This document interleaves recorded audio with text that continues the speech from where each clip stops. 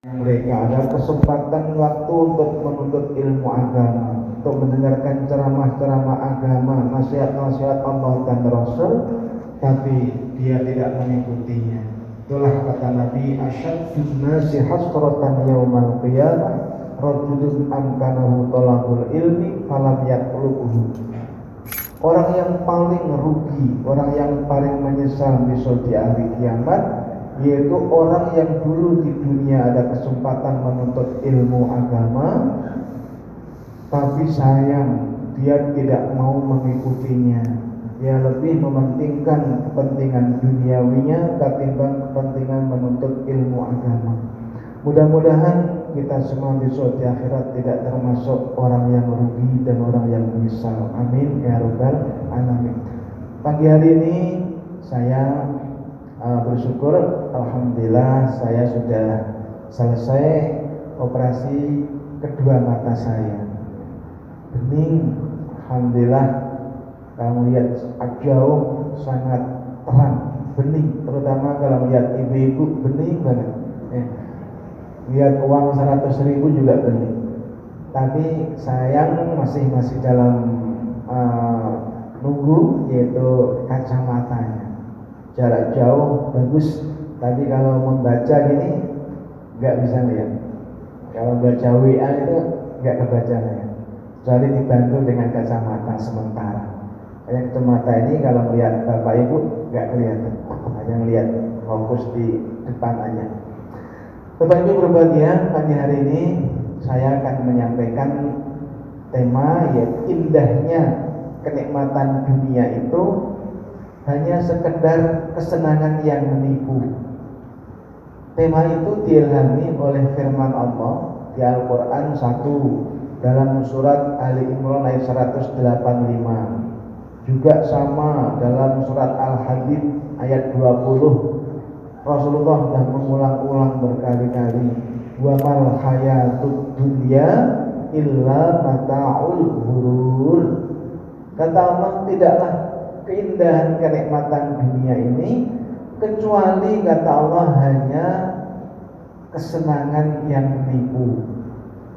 Kenapa Ustaz kenikmatan dunia kok kesenangan yang menipu? Biar Bapak Ibu paham contoh.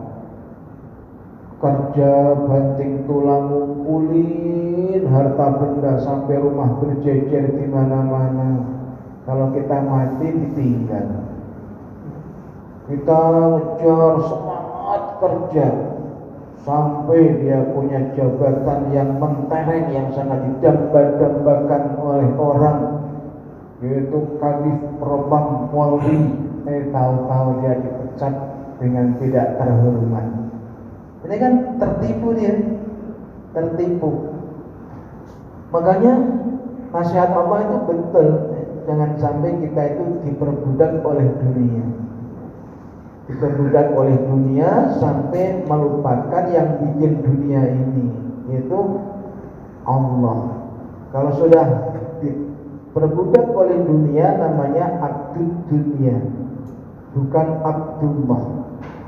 Maka inilah yang akan saya sampaikan. Nanti bisa dibuka dalam kitab Riyadhus Shalihin jilid 1 halaman mulai 252 dan seterusnya ya. Allah Subhanahu wa taala berfirman, ya ayyuhan nasu inna wa'dallahi haqq fala taghurrannakumul hayatud dunya wa la yaghurrannakum billahil ghurur. Kata Allah, ya ayyuhan nas, wahai manusia, ya, inna wa'dallahi haqq, sungguhnya janji-janji Allah itu semuanya benar, enggak ada yang bohong. Karena Allah sudah berikrar, innallaha la yukhliful mi'ad. Sungguhnya Allah itu enggak bakal mengingkari janji-janjinya. Kalau dijanjikan A ya A, kalau B ya B. Di Al-Quran apa janji Allah itu? Wah, banyak banget janji Allah. Di antaranya saja Ali Imran 133, Allah berjanji uiddat lil muttaqin. Surga itu disiapkan untuk orang-orang yang bertakwa, baik pria maupun wanita, gak beda-bedain. Selama bapak ibu kedudukan dan jabatannya insya Allah itu mencapai derajat muttaqin, pasti akan menikmati indahnya surga. Di surga itu janji Allah dalam surat Fussilat ayat 31, walakum fiha ma tashtahi anfusukum walakum fiha ma tad'un. Untuk kamu hai hambaku di surga nanti itu aku siapkan apa saja yang kamu inginkan di hatimu, dan apa saja yang kamu minta itu enggak lama-lama. Di hati kita ya Allah pengen durian montong, cuman modalnya subhanallah jerit, tahu-tahu di depan kita sudah ada durian montong. Ya Allah saya pengen kambing guling, subhanallah jerit di depan kita sudah ada. Ya, apa saja, bahkan tidak cukup dengan makanan minuman, Allah siapkan bidadari-bidadari dalam surat Al-Waqiah ayat 35-36. Inna ansha'nahunna insya'a faj'alnahunna abkara urban atraba li ashabil yamin sullatun minal awwalin wa sullatun minal akhirin. Sungguhnya kami ciptakan bidadari-bidadari itu dengan ciptaan yang tanpa proses, gak kayak manusia secantik apapun masih proses hamil dulu. Ini diantaranya kalau Allah idza aradallahu an yaqula lahu kun fayakun, kalau Allah menghendaki suatu jadilah. Fiha mala ainun ra'at, kata Nabi, di surga itu sesuatu yang belum pernah dilihat mata. Nah, apa saja di surga itu barangnya belum pernah dilihat mata. Jadi kalau bidadari bapak dengan bidadari untuk saya, itu saya nggak pernah lihat bidadari untuk bapak. Bapak juga belum pernah melihat bidadari untuk saya. Masih orsinil benar-benar. Maka dan ibu-ibu nggak usah khawatir kecantikannya sekarang ini bidadari itu 70 kali cantiknya dengan wanita secantik di dunia. Tapi nanti di akhirat kebalik, istri kita yang masuk surga itu nanti cantiknya 70 kali ketimbang cantiknya bidadari. Makanya dalam surat Yasin, wa azwajuhum fi dhilalin 'alal araiki muttaqi'un. Mereka itu sama, istri-istri mereka itu sama, peluk-pelukan. Enggak ada sampai dia iri, dengki, udah nggak ada. Semakin dipeluk, semakin kita semangat ya. Jadi istri nggak ada nanti tuh cemburu sama bidadari yang Allah siapkan, nggak ada. Ya. Sudah dicabut sifat seperti itu. Innal abrara lafi na'im. Janji Allah dalam surat Al-Mutaffifin ayat 22 dan 23. Alal araiki yanzurun, dan seterusnya. Sungguhnya orang-orang yang baik, orang yang mau taat sama Allah, maka percayalah lafi na'im, dijamin penuh dengan kenikmatan, baik di dunia maupun di surga, di akhirat nanti. Jangan khawatir, itu janji Allah selama dia itu orang benar, orang baik, taat sama Allah. Bahkan dalam surat An-Nahl ayat 97, man 'amila sholihan min dzakarin aw unsa wa huwa mu'min falanuhyiyannahu hayatan thayyibah. Orang yang beramal soleh min dzakarin aw unsa, baik laki maupun perempuan, kata Allah, selama bahwa mukmin, dia orang mukmin, maka akan kami kasih kehidupan dengan hayatan thayyibah, kehidupan yang baik. Dia tenang, tentram, rumah tangganya sakinah mawaddah warahmah, dia sehat walafiat, rezekinya dia alhamdulillah enggak seret. Kalau dia mau beramal soleh, jadi orang yang baik, yang benar. Dan janji-janji Allah yang semua di Al-Quran itu akan akan bisa kau nikmati semua, ya. Maka pesannya Allah dengan satu, fala taghurrannakumul hayatud dunya, kata Allah. Kamu jangan, kalau ingin mendapatkan janji-janjiku itu, kamu jangan sampai tertipu, kamu jangan sampai terbuai dengan indahnya dunia ini. Karena banyak manusia gara-gara dikasih kesenangan dunia, mereka justru malah jadi orang yang enggak benar. Maka dunia itu isinya apa? Kata Allah dalam surah Ali Imran ayat 114, Allah Subhanahu wa taala berfirman, "Zuyyina lin-nasi hubbus syahawati minan nisa." Jadi dihiasi manusia atau manusia itu mencintai sesuatu yang ia inginkan, yang ia senangi. Nomor satu itu apa? Yaitu minan nisa, perempuan. Jadi dunia ini indah, paling indah ya itu kalau ada isinya perempuan. Jadi kalau laki-laki senang perempuan itu sudah sunnatullah, normal.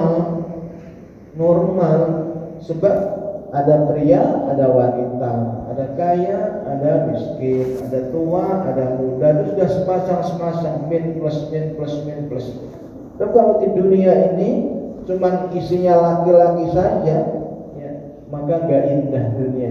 Surga isinya laki-laki aja enggak nikmat, ya. Maka oleh Allah tahu semangatnya terutama laki-laki itu adalah perempuan. Makanya jaga baik-baik, karena banyak orang yang hancur karirnya gara-gara perempuan. Ya. Berapa banyak para pejabat-pejabat negeri kita ini hancur karirnya juga gara-gara perempuan, termasuk RS. Nah, tahu dah, Sambo dah, sebut aja dah. Iya, Tenggo. Ini nasihat Allah itu. Makanya mohon maaf Bapak, saya jangan marah sama saya, karena tugas Ustadz Mubalik itu kata Allah, wa dzakir fa inna dzikra tanfa'ul mu'minin, dalam surat Az-Zariyat. Ingatkan, karena peringatan itu sangat manfaat bagi orang yang mukmin. Jadi tugasnya Ustaz ini mengingatkan, Bapak jangan marah, Ibu jangan tersinggung kalau ada orang Ustaz mengingatkan. Untung kamu masih ada yang mengingatkan. Tapi manusia ini kalau nggak sering diingetin, wah, kita akan dibawa setan terus. Setan ini selalu senangnya gitu, nggak senang kalau diingetin ya. Nah, kenapa yang saya ingatkan? Allah tatkala menyampaikan bahwa nikmat dunia itu nomor satu perempuan, Rasulullah juga mengingatkan, ma taraktu ba'di fitnatan asyaddu adarru, atau satu riwayat adarru ala rijali minan nisa. Hadisnya muttafaqun alaih, Bukhari Muslim, dari Usamah bin Zaid. Ini pegang erat-erat nih nasihat Nabi ini, terutama diri saya. Kata Rasul, tidak kutinggalkan sepeninggalku nanti, kalau aku sudah meninggal nanti, tidak kutinggalkan suatu fitnah adarru, yang paling berbahaya, asyaddu, yang paling dahsyat terhadap laki-laki, minan nisa'i, ketimbang perempuan. Itu kata Nabi. Jadi sepeninggalku nanti kamu akan mendapatkan fitnah yang paling berat dari laki-laki kalau kamu sudah mulai senang dengan perempuan. Makanya sampai Nabi itu mau meninggal, terdengar di telinganya Aisyah, istrinya, satu riwayat Fatimah, An-Nisa, jaga wanita. Ya, takut kamu sama perempuan, takutlah sama perempuan. Ma akraman nisa illa karimun, wa ma ahanahunna illa la'imun. Tidak ada seorang laki-laki, kata Rasul, yang memuliakan wanita kecuali laki-laki itu di hadapan Allah adalah hatinya mulia, sampai sudah termasuk dipuji oleh Allah dan Rasul kalau ada laki-laki yang memuliakan wanita. Tapi sebaliknya tidak ada wa ma'ahanahunna, tidak ada seseorang laki-laki yang merendahkan wanita, kecuali laki-laki itu derajatnya di Allah, di sisi Allah adalah hatinya rendah, yang derajatnya enggak ada apa-apanya, nol kalau merendahkan wanita. Makanya disinilah kita harus hati-hati. Ini adalah dunia, cobaannya laki-laki yang paling berat itu adalah wanita. Makanya jangan, ini mohon maaf, kadang-kadang baru naik golongan dikit aja sudah selingkuh, pengen kawin. Nah, Masya Allah Pak, ini jangan neko-neko. Kalau kepengen hidupmu, kepengen tenang, tentram, kata Allah, fala nuhyiyannahu hayatan thayyibah, kamu gak usah neko-neko ya. Karena apa? Berapa banyak saya katakan, tidak hanya pejabat, orang-orang kaya hancur karirnya juga, hancur perusahaannya gara-gara dia sudah selingkuh. Berapa banyak ustadz tuh yang ngomong nih, ingetin nih. Berapa banyak ustadz penceramah kondang pun kalau sudah main-main dengan perempuan hancur rumah tangganya. Makanya gak usah neko-neko kepengen kawin lagi ya, urungkan dulu niatmu. Kenapa Ustaz? Kan ada ayat Al-Quran kita disuruh boleh nikah lagi, fankihu ma tobalakum minan nisa'i masna wa sulasa wa ruba'. Dan itu jangan potong, kalau dalil ayat itu tuh jangan potong.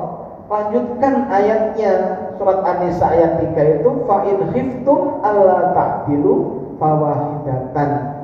Nikahilah wanita-wanita yang kau cintai, baik 2, 3 maupun 4. Tapi kata Allah, kalau kamu takut gak bisa berbuat adil, fawahidatan, cukup satu saja, pesannya Allah. Nah ini kadang-kadang ada bu, bapak, tapi gak di sini sih. Dia nanya, Ustadz, kita ngerti tahu adil dan enggak itu kan harus kita coba dulu Ustadz.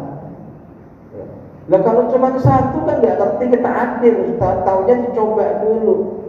Ini ibu pakai, kalau ada laki-laki ngomong gitu bu, ini tamengnya, apalin surat An-Nisa ayat 129. Ini harus apal seorang istri itu. Kalau ada suami mau dalil fankihu ma tobalakum minan nisa'i masna wa sulasa wa ruba', ibu langsung antem dengan yaitu balasannya, kata Allah, walan tastati'u an ta'dilu bainan nisa'i walau harastum. Lan itu dalam bahasa Arab itu enggak bakal. Tapi kalau la nahi itu tidak, jangan. Tapi kalau lan, kamu enggak bakal mampu bisa berbuat adil, kata Allah. Bainan nisa'i, antara istri-istrimu, walau harastum, meskipun kamu ingin berbuat adil. Dan gak bakal kamu bisa, kata Allah. Dia menciptakan kita ya, yang menciptakan kita, gak bakal kamu adil sama istri-istrimu, itu gak bakal. Meskipun kelihatannya awal-awalnya jalan bareng-bareng mesra, nah itu paling setahun aja maksimal kan ya. Tapi hatimu pasti condong kepada salah satu di antara mereka. Sampai Nabi mengancam, hadis riwayat Abu Dawud nomor 2133, man kanat lahu imra'atani famala ila ihdahuma jaa yaumal qiyamati wa syaqquhuma ilun. Barang siapa yang punya istri 2 atau lebih, kemudian dia condong dengan salah satu di antara istri-istrinya, gak adil, maka besok dari kiamat itu bangkit di alam mahsyar itu badannya akan mereng, akan doyong.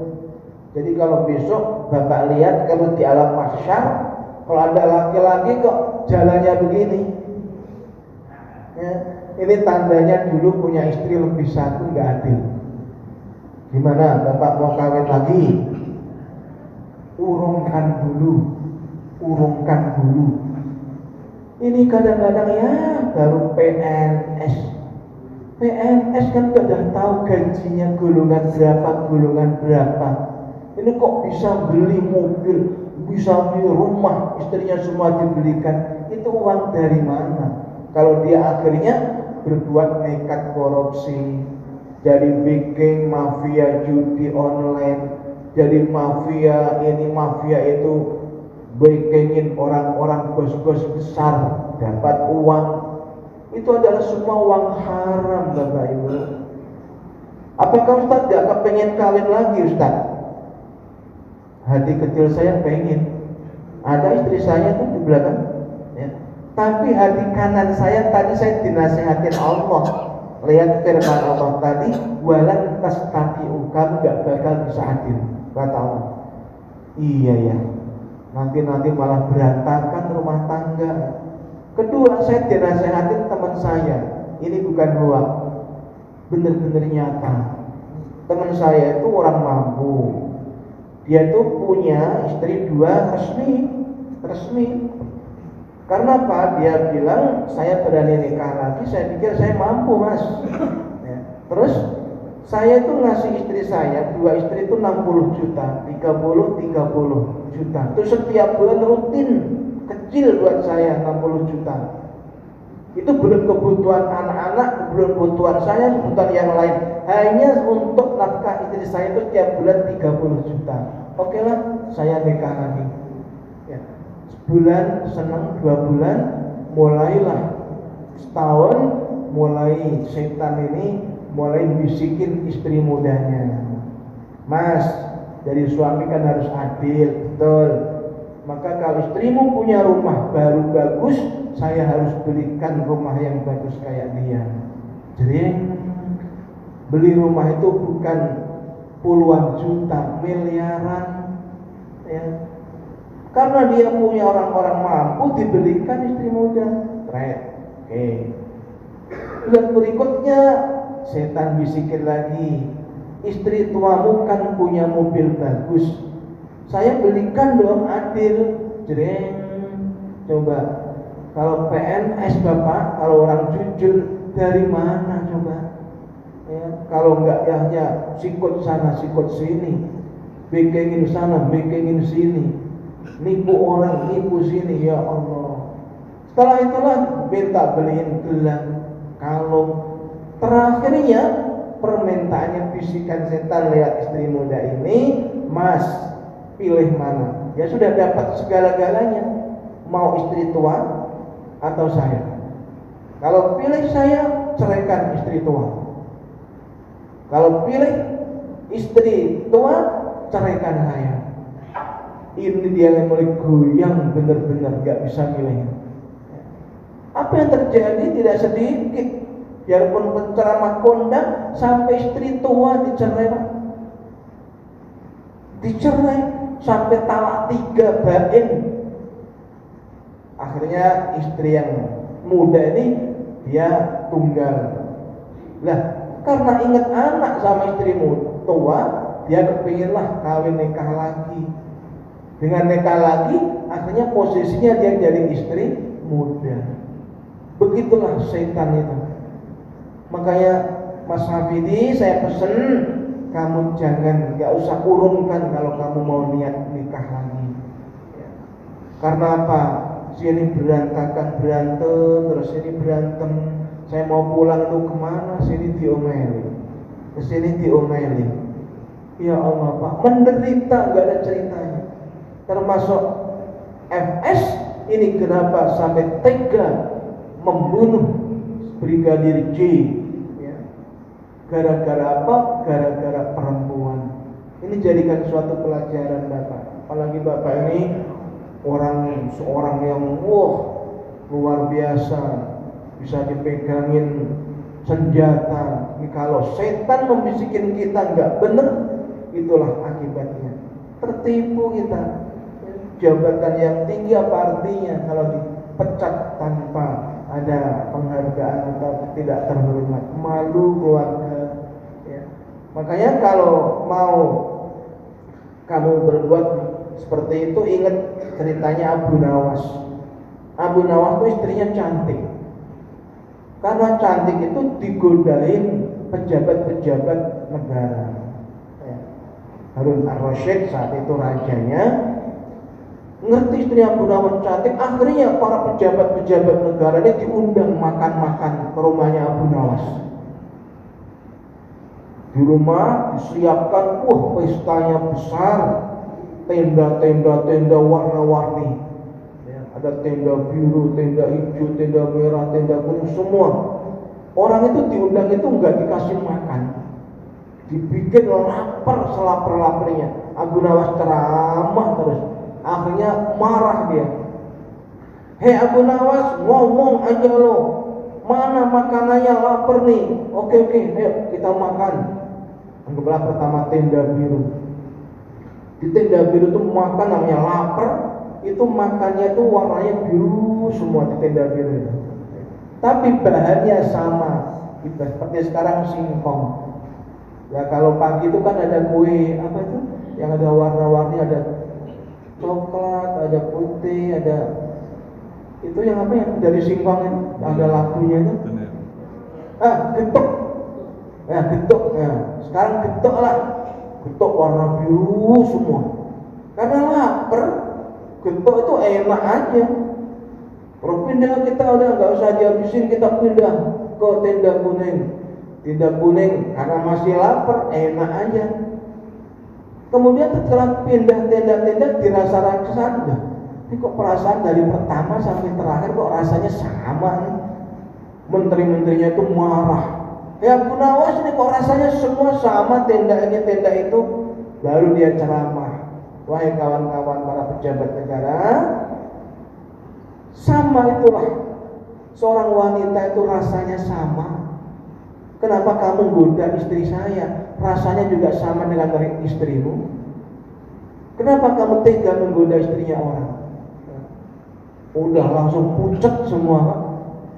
Makanya kata Nabi, kalau kamu hadis Nabi sahih, kalau kamu keluar rumah melihat pada wanita fa'ajabat kamu, membuat kamu kagum karena kecantikannya, falyarji, maka pulanglah, seluduplah istrimu.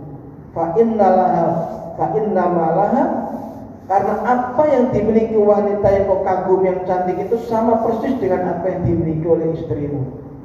Udah rasanya perempuan itu sama, Pak. Asal digelapin aja udah. Mau putih, mau hitam, mau gendut, mau kurus sama. Ingat itu. Kalau udah keluar, paling letoy, Bang, letoy. Udah nggak usah gubu-gubu, paling ngorok. Udah. Masya Allah. Lagi itu kamu kok nafsumu kamu nggak bisa kau kendalikan. Kenikmatan yang sekejap, ingat hancur kamu karirmu, bisa hancur harta bendamu, keluargamu namanya malu semua.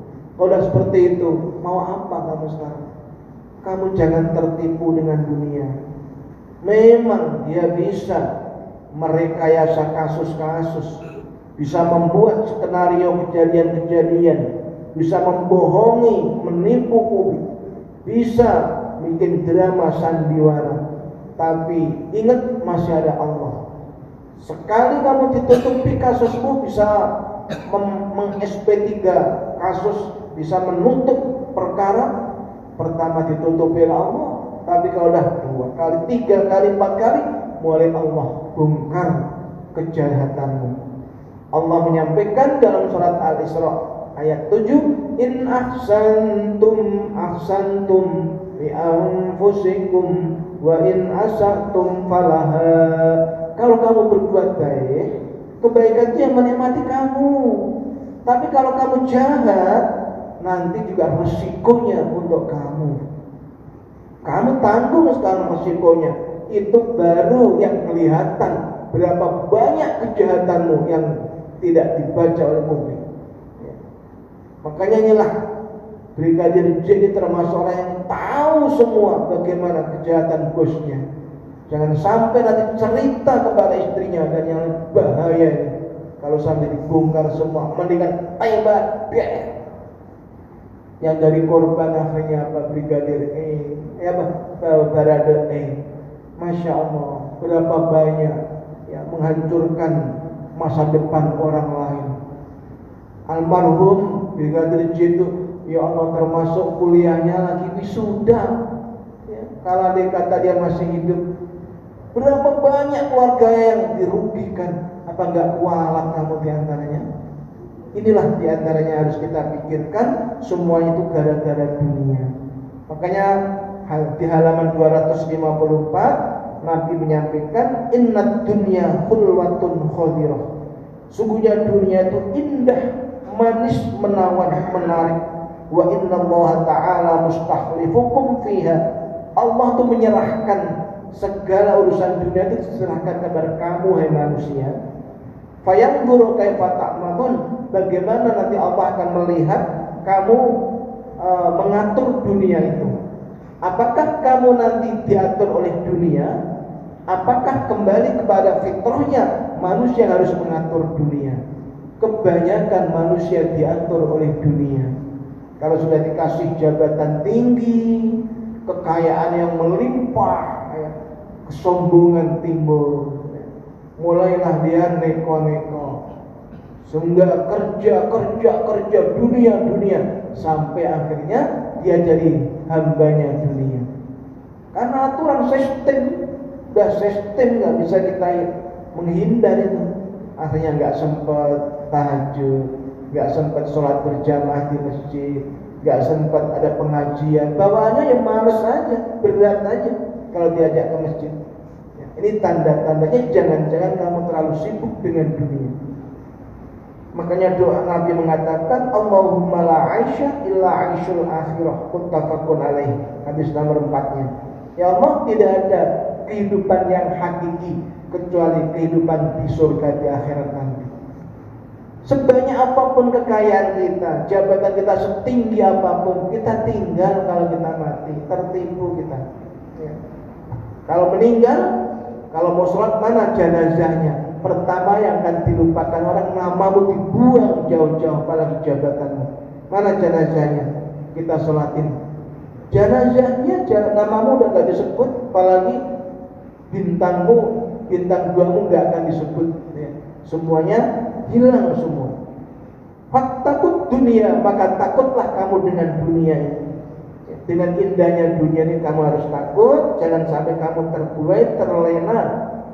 Banyak waktu dia masih miskin, masih sedang-sedang biasa aja, sama orang tawadu, sama istri sayang, sama di rumah selalu pulang, terus giliran dia sudah mulai jabatannya tinggi, mobilnya sudah semakin berjejer, mulai jarang pulang, neko-neko. Ini dia tertipu dengan dunia. Buat takut nisa yang kedua, di samping suruh takut sama indahnya dunia ini, takutlah dengan perempuan. Sebab banyak, kata Nabi, ini yang nasihat Nabi, banyak manusia-manusia yang hancur, rusak, yang berantakan jadi orang yang kufur, ingkar kepada Allah, gara-gara juga perempuan. Ya, kalau dapat istri yang salehah, kalau dapat istri yang gak salehah, Masya Allah, tuntutannya banyak, matre, suami gajinya terbatas, grogotin istri terus. Akhirnya apa? Dia akhirnya berbuat korupsi. Akhirnya dia nipu sana, nipu sini. Jadi dia bikin sini karena dia punya kekuatan, punya power. Maka dia akhirnya lupa dengan nasihat Allah, jangan makan barang haram. Kalau orang itu sudah selingkuh, Bapak, ini untuk ibu-ibu dengerin Bu, ya nanti sampai sama suaminya. Ini Bapak, kalau orang itu sudah selingkuh, itu pasti nanti dia akan berbuat zina. Pasti, ya bisa dikatakan pasti 99 lah. Ya, kalau ada orang selingkuh nggak berbuat zina, itu sudah 1001. Makanya Allah mengatakan dalam surat Al-Isra ayat 32, wala taqrabuz zina innahu kana fahisyatan wa sa'a sabila. Jangan dekat-dekat zina, kata Allah. Jangan dekat-dekat zina. Dekat-dekat aja nggak boleh, apalagi zina. Dan dekat-dekat zina itu apa contohnya? WA-an sama perempuan. Mulailah dia SMS-an sama perempuan, janji-janji. Mulailah video callan. Mulailah dia jalan bareng, makan bareng, kemudian ke hotel bareng, bubuk bareng, lama-lama setan ya. Akhirnya dia berbuat zina, habis sa'a sabila, jalanmu yang terburuk itu diantaranya udah keji, fahisyatan kata Allah. Makanya Nabi mengatakan iyyakum bazina, jauhi zina, jauhi zina. Ya.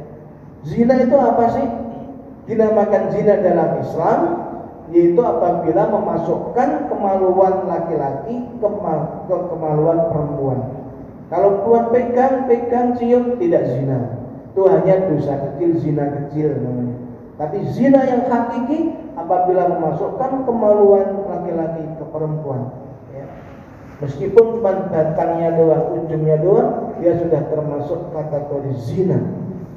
Kalau sudah zina, imbasnya ada 4 kata Nabi.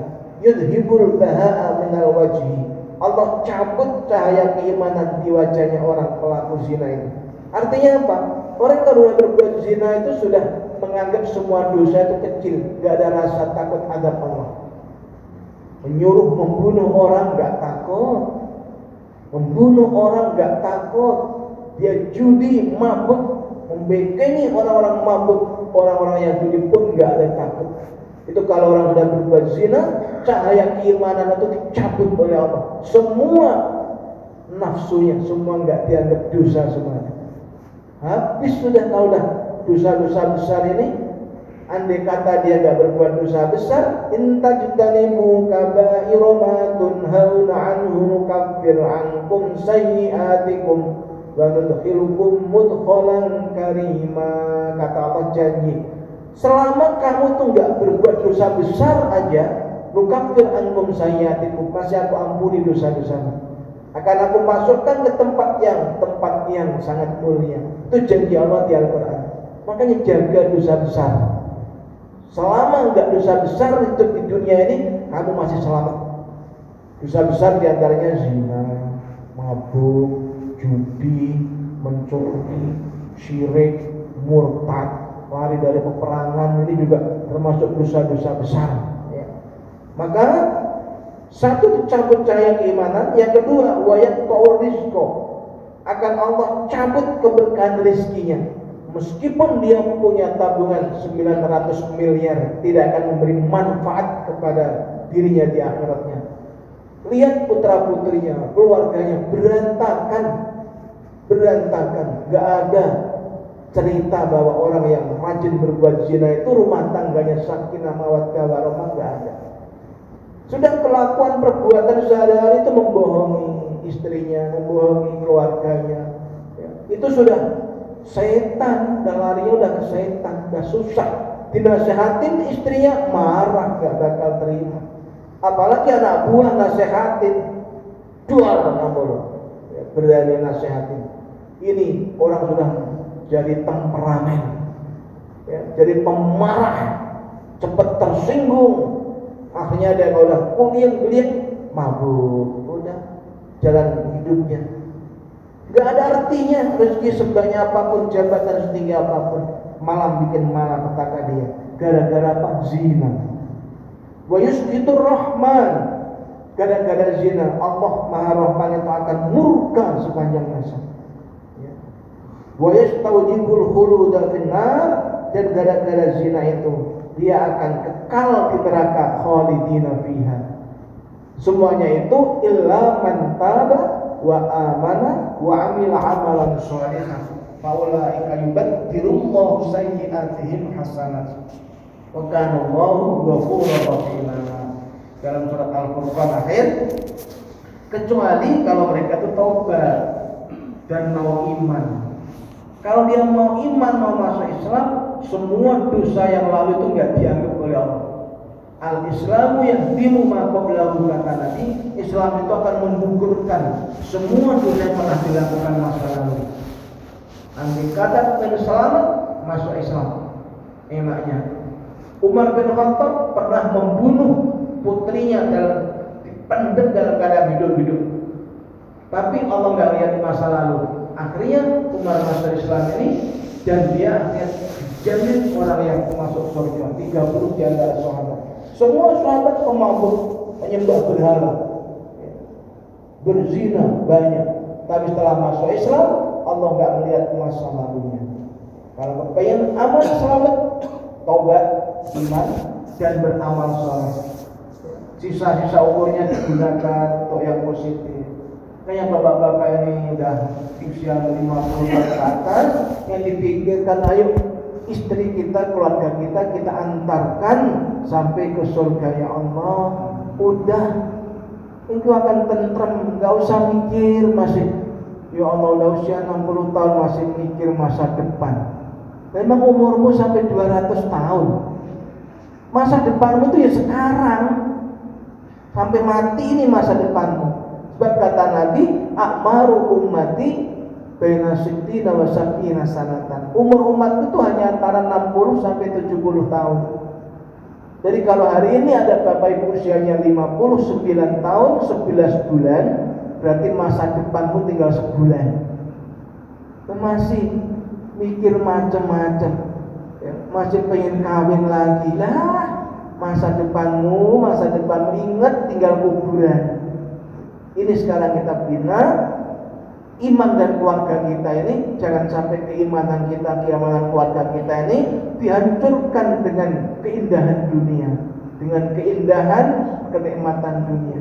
Karena nanti Bapak buka dalam kitab ini halaman 255, kata Nabi, "Mad dunya fil akhirati illa mislu ma yaj'alu ahadukum usbu'ahu fil yam." Tidaklah keindahan dunia, kenikmatan dunia dibandingkan akhirat ini kecuali seperti kamu mencelupkan jarimu di lautan, falyandur bima yarji. Lihatlah apa yang nempel di jarimu itulah. Air yang nempel di jari itulah dunia. Sementara di lautan yang begitu luas itulah kenikmatan surga. Kenapa hari-harimu, umurmu kau habiskan hanya untuk ngejar indahnya dunia? Sampai Nabi waktu Isra Mi'raj, berapa menit lagi itunya? Isra suruknya? 2 menit. Oke. Sampai ini yang terakhir, Nabi tatkala Isra Mi'raj, ya, linuriyahu min ayatina, itu dalam surat Al-Isra ayat 1, Allah kami tampakkan hambaku ini dari dengan Isra Mi'raj itu sebagian tanda-tanda kebesaran kami. Itu yang ditampakkan apa yang saya baca baru kurang lebih 25 kejadian yang belum pernah Rasulullah lihat. Ya. Satu diantaranya baru naik ke langit pertama, dipanggil nenek-nenek, Muhammad, Muhammad. Nenek itu pakaiannya, ya Allah Pak, sampai Nabi itu sampai heran, pakaiannya mentereng, ya Allah, nyolok banget. Udah nenek-nenek, dandanannya, jangankan Nabi jawab, nengok juga enggak. Setelah itu lewat, tanya Jibril, wahai Jibril, ya itu nanti bisa hadis masalah Isra Mi'raj muttafaqun alaih dari Malik bin Su'su'ah, yang hadisnya dalam hadis-hadis pilihan ada. Kemudian wahai Jibril, itu siapa nenek-nenek udah tua begitu kok pakaiannya masih, ya Allah, glamor kayak dandanannya. Wahai Rasulullah, itulah gambaran dunia.